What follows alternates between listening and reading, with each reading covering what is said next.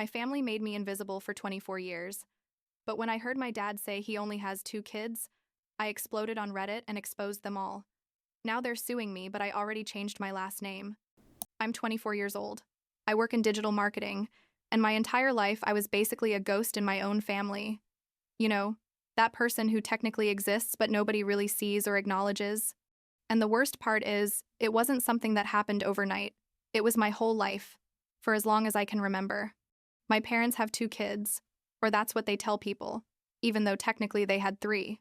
I'm the third one, the one who doesn't count, the one who apparently was born just to fill space in family photos they didn't even take. Marcus is the oldest. He's like 30 now. He was always the brainiac of the family, the one who got straight A's without trying, the one who was going to be a doctor or lawyer or whatever parents dream about for their perfect kids. Then there's Derek, the middle one, 2 years older than me, the star athlete who played basketball and soccer and had 1,000,000 trophies in his room. I came after. And honestly, I think I was an accident because from day one, it was like my parents had said, well, we already have the 2 we wanted, this other one can just stay there in the corner. And that's literally what happened for 24 years. The first memories I have are of sitting in the living room while my parents went to Derek's games or Marcus's academic competitions. They'd leave me with the neighbor. Or sometimes they'd just leave me alone at home when I was like 6 or 7 years old. Which now that I think about it is super illegal, but whatever. I remember once, I was like 9, I think. They forgot me at school after this horrible storm. All the other kids had already left. The teacher had to stay with me 2 extra hours because my parents just didn't show up. When they finally appeared, like at 6 in the evening, they didn't apologize or anything. My dad just said, sorry, it's just that Derek had practice and we were running late. It didn't even occur to them that maybe they should have sent someone for me or let me know or something. Birthdays were the worst, honestly. My brothers had these huge parties with all their friends, bounce houses, clowns when they were little, then parties with DJs when they got older. I also technically had birthday parties, but they were basically gatherings for my parents' friends where I was like the excuse. They'd invite their work colleagues and their neighbors, and I'd sit there with a cake in front of me while all the adults drank wine and talked about their stuff. They never invited my friends. Not one. Once I asked my mom if I could invite Emma, my best friend since 3rd grade, and she said, oh honey, we already have too many people. Next time for sure. Next time never came. Obviously. School was where everything became clearer, I guess. I was a good student. Not because my parents pushed me like they did Marcus, but because I literally had nothing else to do. I'd spend all my time in my room doing homework, while they went to support Derek at his games or took Marcus to his things. I started getting straight A's, joined every club I could. Debate, school, newspaper, student council. And every time I came home with a diploma or recognition, my parents would say, that's nice, honey, and put it on the fridge for like 2 days before throwing it away. Marcus's room had an entire bookshelf dedicated to his academic trophies. Derek's room had 2 walls full of medals and team photos. My room had a Harry Potter poster I bought myself, and that was it. When high school graduation came around, I was valedictorian. Like, the best GPA in the entire class. I had to give the speech and everything. I told my parents 2 months in advance, put the date on the kitchen calendar, sent them reminder texts. On graduation day, I arrived early, obviously nervous because I was going to speak in front of like 300 people, and I saved 2 seats in the front row for my parents. Emma was there with her parents, and her mom gave me a bouquet of flowers she had bought especially for me, because she knew probably nobody else was going to give me anything. The ceremony started. I kept turning to look at the entrance, waiting to see my parents arrive running late like always, but they never came.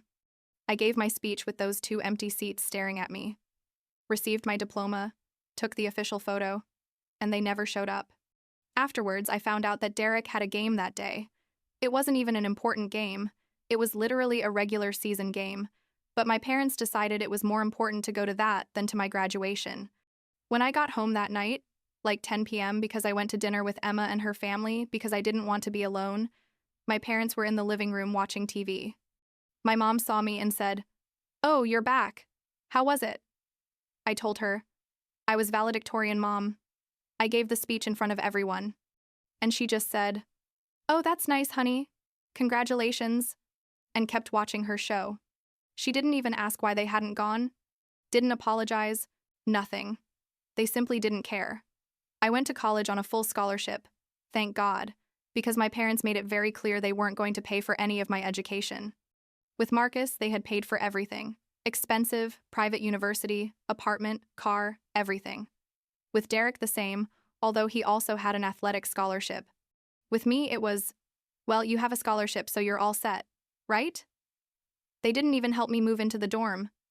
Emma and her dad took me with all my stuff in their truck. My parents that day went to help Marcus move into his new apartment because he had gotten a job in another city. The irony wasn't lost on me. Believe me. And the 4 years of college, I barely spoke to them. I'd call every 2 weeks or so at first, trying to maintain some kind of connection, but the conversations lasted like 3 minutes. Hi, honey, how are you? Good, Mom. Classes are going well. That's good, honey. Hey, I gotta go. We're busy. Okay, bye. Eventually, I stopped calling as often, and they never noticed the difference. They never called me first to ask how I was or what I was doing. In 4 years, my parents visited my university exactly 0 times. Marcus studied 2 hours away, and they visited him every month. Derek studied in the same town and lived with them. I was 4 hours away and basically didn't exist.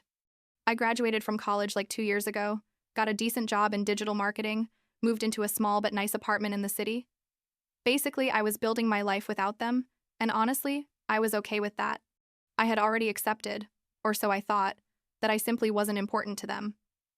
But then, last winter, holidays came around, and everything exploded in the most horrible and liberating way possible. Emma convinced me to go visit my parents for Christmas. She said maybe things had changed.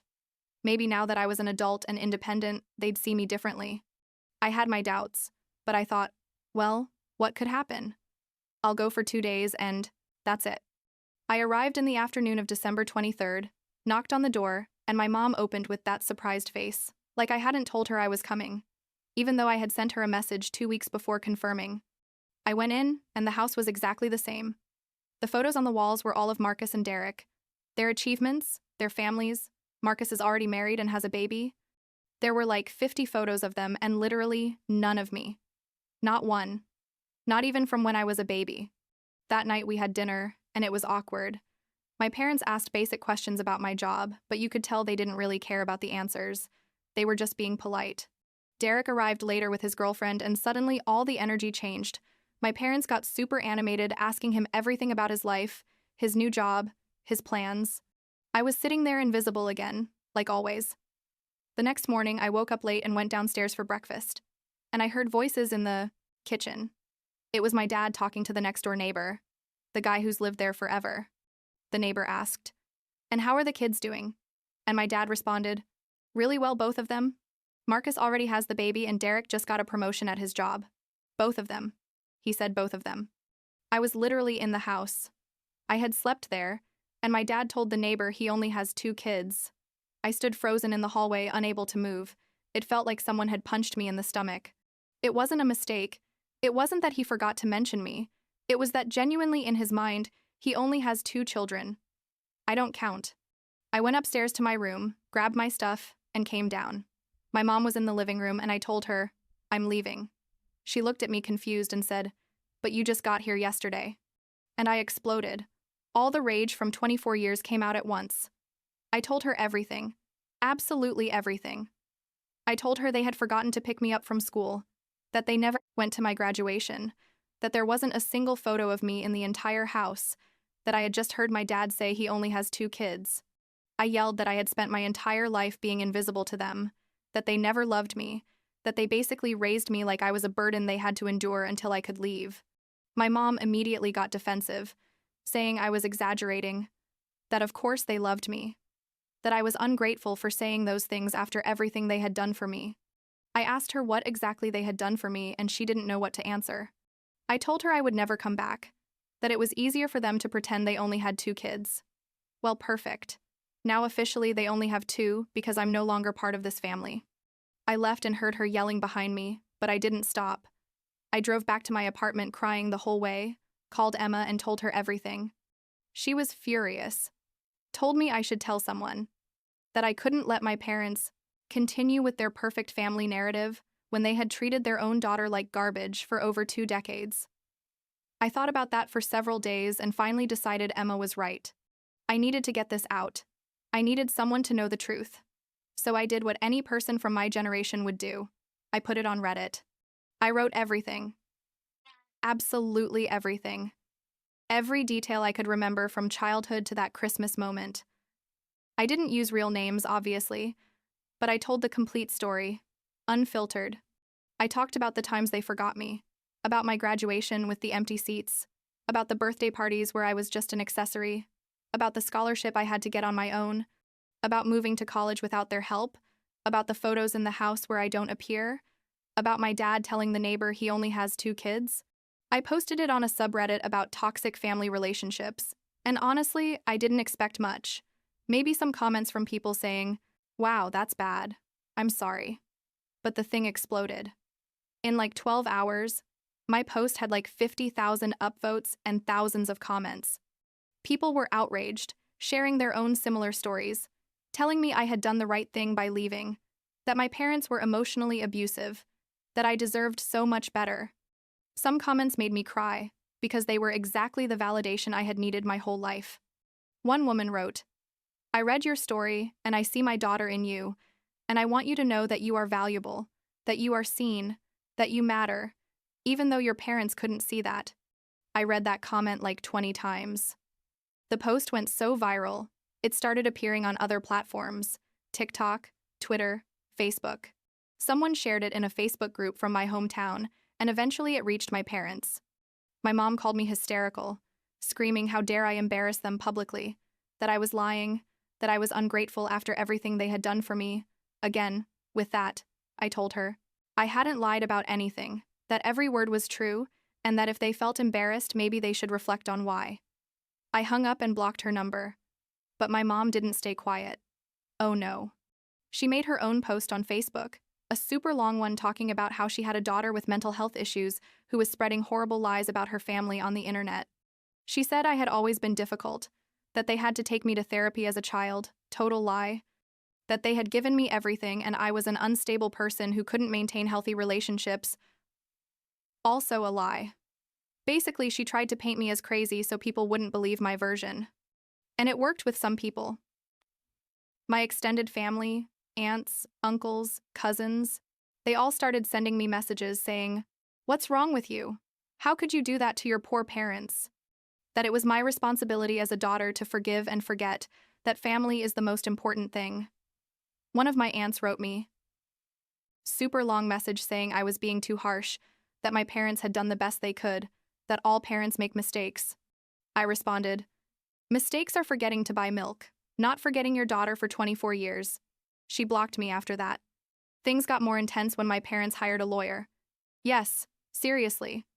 I got a cease and desist letter demanding that I delete my Reddit post immediately because I was defaming their character and causing them emotional and financial harm.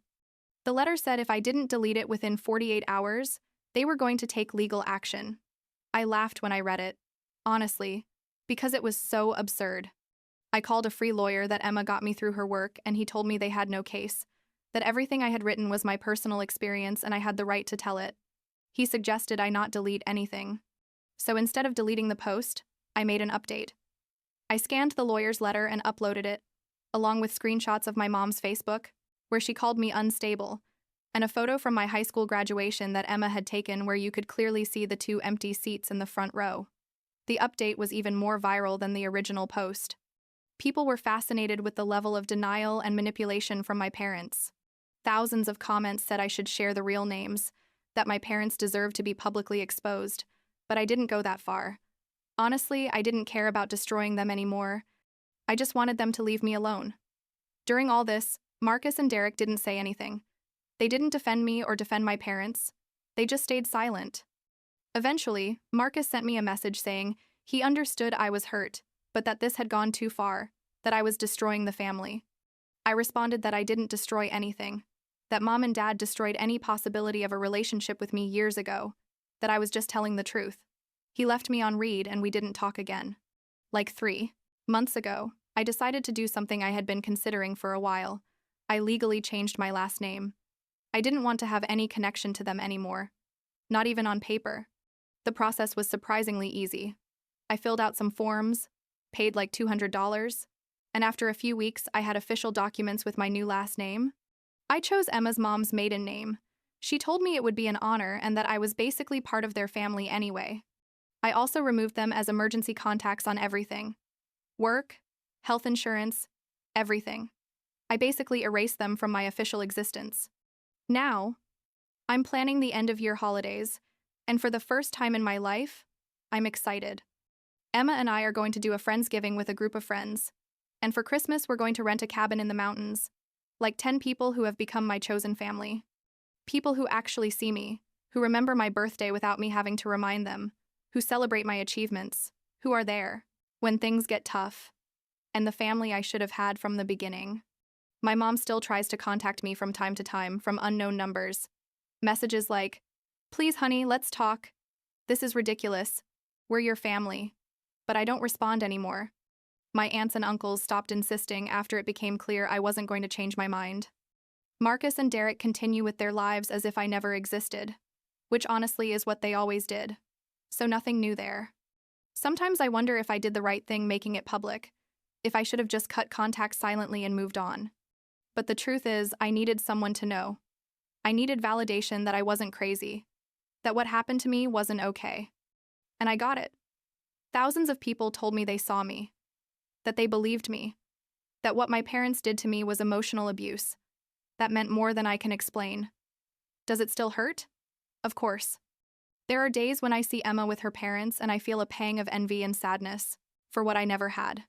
There are moments when I wonder what would have happened if my parents had loved me the same as my brothers, what kind of person I would be, what kind of relationship we could have had. But then I remember the empty seats at my graduation. I remember my dad telling the neighbor he only has 2 kids. I remember the Christmases where I was invisible in my own house. And it passes. The other day, Emma and I were having coffee, and she asked me if I ever thought about reconciling with them.